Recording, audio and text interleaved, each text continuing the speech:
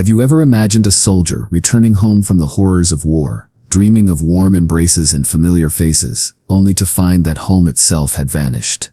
This is not a tale you'll find in history books, nor one passed down in proud stories of heroes. It is a story whispered on forgotten winds, of a man who survived battlefields only to discover that the war he truly feared was waiting for him at home.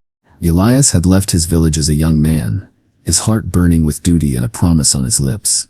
The war had called, and like countless others, he answered. He carried with him the memory of his mother's gentle voice, his brother's laughter, and the smell of fresh bread baked in the stone ovens of their small town. Through sleepless nights in trenches filled with mud and smoke, through the thunder of artillery and the cries of dying men, he held tightly to that memory.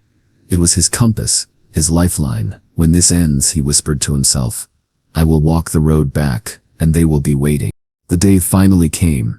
The guns fell silent, and the air smelled of something almost alien: peace. With little more than a ragged uniform, and a backpack worn thin by years, Elias began his journey home.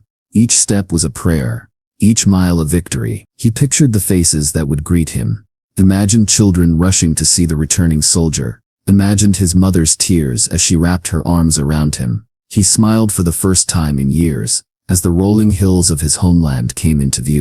But as he reached the edge of the village, something felt wrong.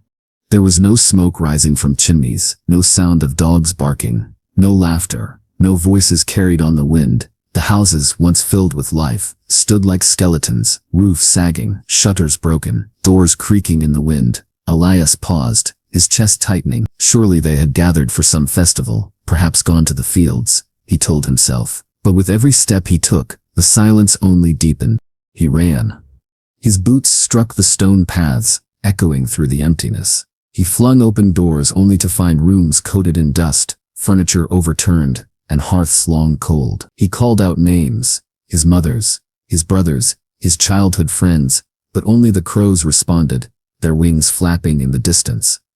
The well in the center of the square was dry, weeds crawling up its stones like time reclaiming what once belonged to life. And then he saw it. On the wooden beams of the old church, carved deep as if by desperate hands, were words that froze his blood. We had no choice. The plague came. Forgive us. The world seemed to tilt beneath him. A plague? He pressed his trembling fingers against the carved letters, as if touching them would bring back the ones who had written them. While he had fought men across foreign lands, an unseen enemy had come for his people, silent, merciless, unstoppable. It had stolen everything he had fought to return to. His knees buckled, and he fell onto the cold earth. Memories surged, his mother's laugh as she kneaded dough, his brother's mischievous grin, the festivals in the square lit with torches and music. All gone, taken, not by war, but by something he could never fight. Elias let out a cry, but the village walls only threw it back at him, hollow and pitiless. He wandered through the empty streets like a ghost among ghosts. In his own home he found a single relic, a scarf his mother used to wear, still draped over the back of a chair. He clutched it to his chest as if it could breathe life into his hollow heart. Dust swirled in the air as he walked from house to house, searching for signs, searching for anything that could tell him where they had gone, how they had faced their final days. But there was nothing, only silence. As the sun sank behind the hills, painting the sky in hues of fire, Elias built a small fire in the square. The flames flickered against the abandoned walls, shadows dancing like ghosts returning for one last gathering. He sat alone, staring into the flames, realizing the cruel twist of fate. He had survived the war, only to return to no one. His survival, once his greatest victory, now felt like the heaviest curse. But Elias was not a man to abandon his duty. That night, beneath the blanket of stars, he made a choice. If no one remained to remember the village, then he would carry their memory. He would be the voice of their laughter, the keeper of their names, the guardian of their stories. Though forgotten by the world, they would not be forgotten by him. Days turned into weeks, and weeks into months. Travelers who passed through the hills spoke of a lone figure who lived among ruins, tending a small fire in the square each night. Some thought him mad, others thought him a ghost, but those who dared approach him would hear him speak softly of a mother's kindness, a brother's mischief, and a village that once thrived with music and life.